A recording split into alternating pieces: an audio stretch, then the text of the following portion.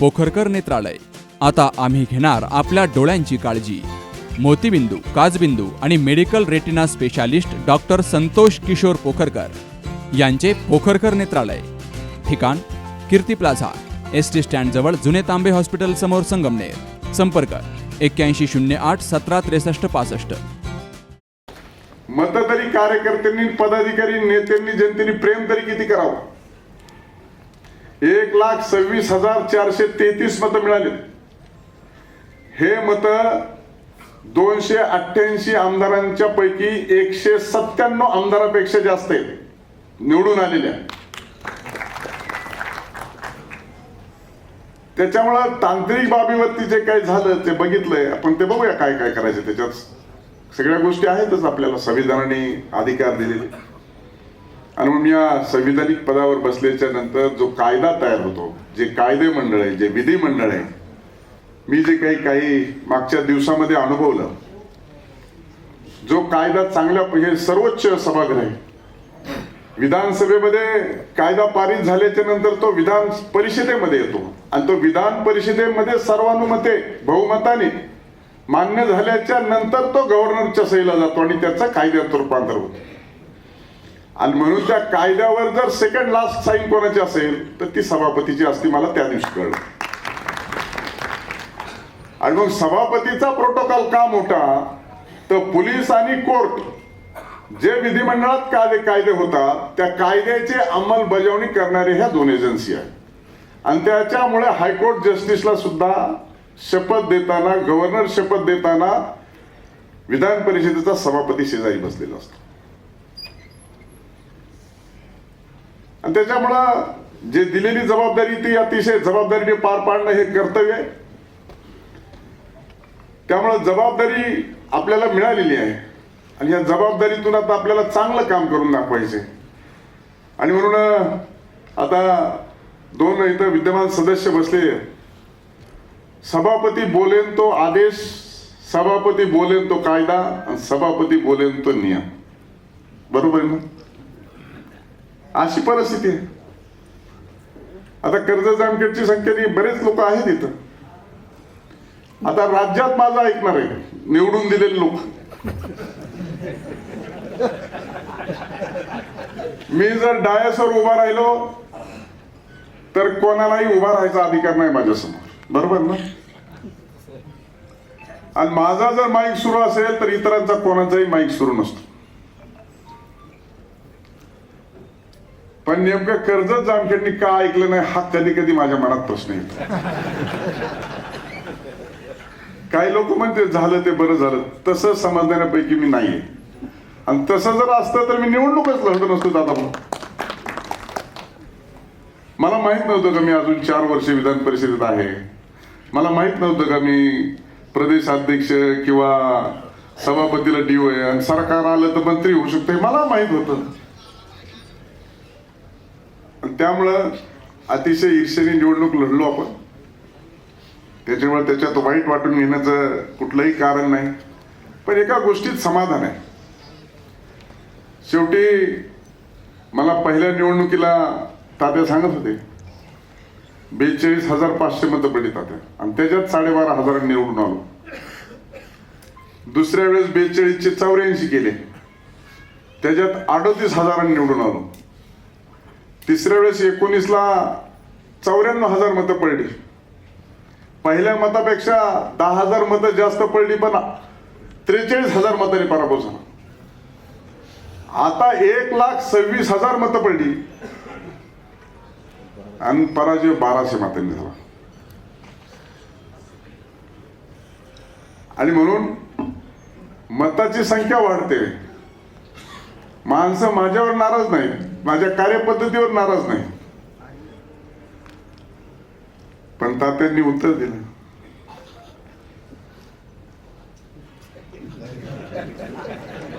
मतदारसंघात कोणी सापडलं नाही, जिल्ह्यात कोणी सापडलं नाही, बाहेरून योजना आणली.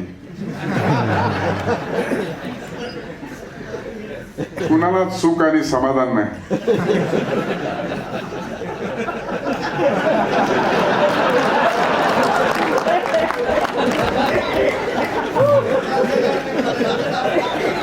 माझा पराजय होऊन देखील मी सुखी आहे, समाधानी आहे. आमचा एकुलता एक पोरगा बसला, मला त्याच दिवशी फक्त वाईट वाटलं होतं. तो 2019 ला म्हणला, पप्पा पुढं होती एक गाडी, मागे एक गाडी होती, ती कुठे गेली? मी म्हणलं आता ह्याला काय करायचं, आता काय झालंय कसं सांगायचं.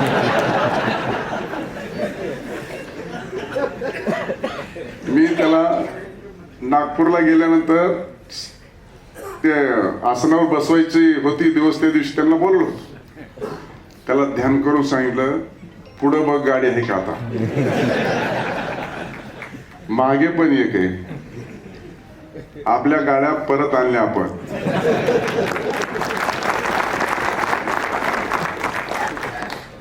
त्याच्या काय नॉलेज मध्ये नाही, जीत आहे का हार आहे का ते कळत आहे त्याला थोडंफार. पण शेवटी निवडणूक ही निवडणूक असते. त्याच्यामुळं सरपंचापासून इथपर्यंत आलो. मी तुम्हाला सांगितलं की मी ज्या पदावर जातो त्या पदावरती माझं स्थान निर्माण करतो. देवेंद्रजी फडणवीस यांच्या मंत्रिमंडळामध्ये मी एकमेव मंत्री असा आहे की तो राज्यमंत्र्याचा मंत्री झाला, दुसरा राज्यमंत्र्याचा मंत्री झाला नाही. मी एकमेव आहे. त्यामुळे आपण आता या जिल्ह्याच्या राजकारणामध्ये कोणी काय म्हणतं, राम शिंदेला काही आता ते खूप हायकोर्ट सारखं असतं, पक्षाचं बोलताच येत नसतं, ते मिटिंगलाच येत नसतात, ते काही सांगतच नसतात, सगळं जमतं.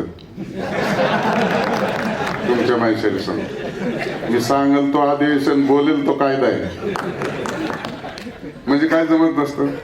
आणि माझा CR लिहायचा कोणाला अधिकार नाही.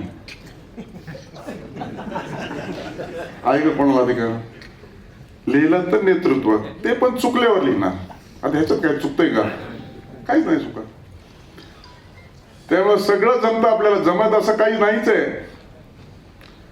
मला पण वाटलं मंत्री होऊन, आता किती मंत्री? 42. कुणाला गाडी तर कुणाला सिक्युरिटी नाही, गाडी सिक्युरिटी आहे तर त्याला ऑफिस नाही, ऑफिस आहे तर राहायला बंगला नाही. कारण 42 मंत्री कधीच नव्हते बाबूशेठ आपल्याकडे. आता एवढे मंत्री झाले. ज्या दिवशी सभापती झालो त्याच दिवशी तोंडी आदेश काढले, उद्याच्याला म्हणलं ऑफिसाचं डिमॉलिशन करून नवीन ऑफिसचं रिन्युएशन चालू करा.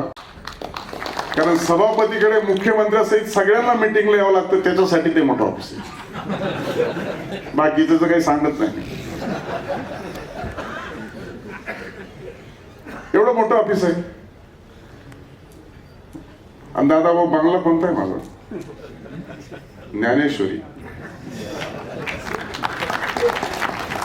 मी मागितला नव्हता, दुसऱ्याला मागून मिळाला. ज्ञानेश्वरी बंगला मिळालाय. त्याच्यात फक्त मी म्हणलं कुठं द्या, माझं काय मागणीच नाही.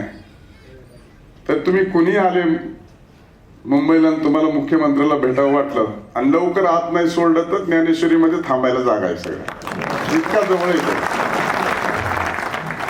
शेजारी आहे. नगरवाल्यासारखी जी काही गेटवर वाट बघायची गरज नाही. आपले शेजारी बसा, चहा पाणी नाश्ता घ्या आणि अपॉइंटमेंट मिळाली की जावा. असा माननीय मुख्यमंत्री देवेंद्रजी फडणवीस साहेबांनी आपल्याला बंगल्याची व्यवस्था केली.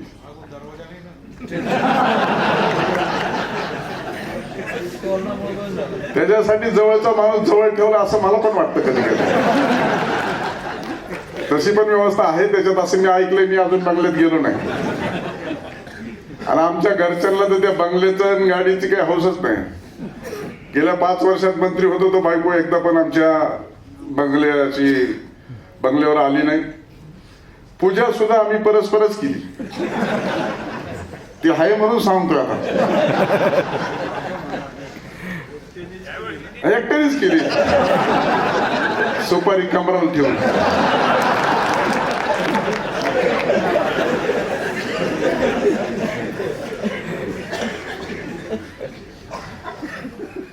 त्यामुळं निश्चितपणे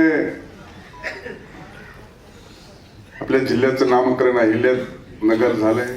पुण्यश्लोक अहिल्यादेवी होळकरांचं त्रिशताब्दी जन्मवर्ष आहे आणि ही संधी मिळाली. त्यांचा अतिशय दैदिप्यमान आणि जाज्वल्य इतिहास संपूर्ण देशासमोर आहे.